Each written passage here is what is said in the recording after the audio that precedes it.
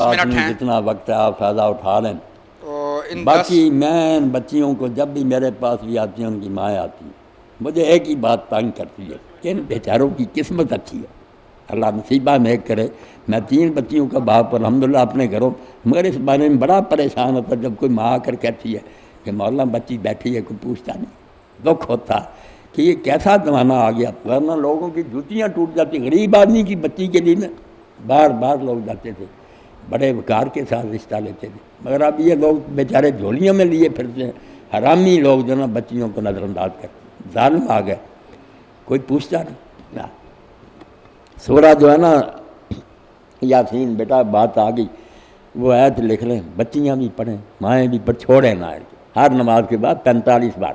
اور بات بھی کوئی کرے تو کر لیں درمیان, مگر پڑھ لیا کریں سورہ یاسین. اور اس میں ایک آیت جو ہے سبحان الذی خلق الازواج کلھا مما تنبت الارض من انفسہم مما لا یعلمون. یہ نہیں چھوڑنا, اللہ مناسب رشتہ دے دے گا.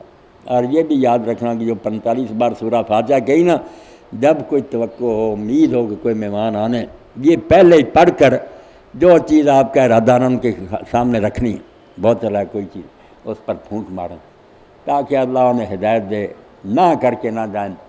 کیونکہ بچیاں اس وقت اس لیے بھی نفسیاتی مریض ہو گئیں کہ آتے ہیں گاہک بن کر چلے جاتے ہیں, کوئی ہاں نہ نہیں, بیچاریاں بیمار ہو جاتی ہیں. کتنی ہیں جنہوں نے کہہ دیا کمی رہنے دو, کیوں بار بار تم مجھے دکھاتی ہو, تماشا بنا رکھا.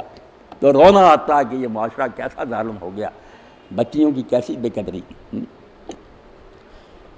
مولانا اگر کسی وجہ سے بچوں کی شادی میں دیر ہو جائے اور عمر زیادہ ہو جائے تو کیا اس کا گناہ والدین پر ہوگا؟ والدین نے اگر نشان نہیں کوشش اس بارے میں کی, سوچا نہیں, پھر مجرم ہی بہت بڑے گناہ گار. بلکہ اس بارے میں اتنا آیا کہ بچی کی عمر اگر 12 سال کی ہوگی اور انہوں نے شادی نہیں کی تو وہ گناہ کرے گی, تو ذمہ دار یہ ماں باپ ہوں گے, ان کو بھگتنا پڑے گا. باقی اگر وہ بیچارے کوشش کر دیتے ہیں, ترلے کرتے ہیں, مگر نہیں کام بنتا, پھر ان کا کیا قصور, پھر وہ بھی مجبور.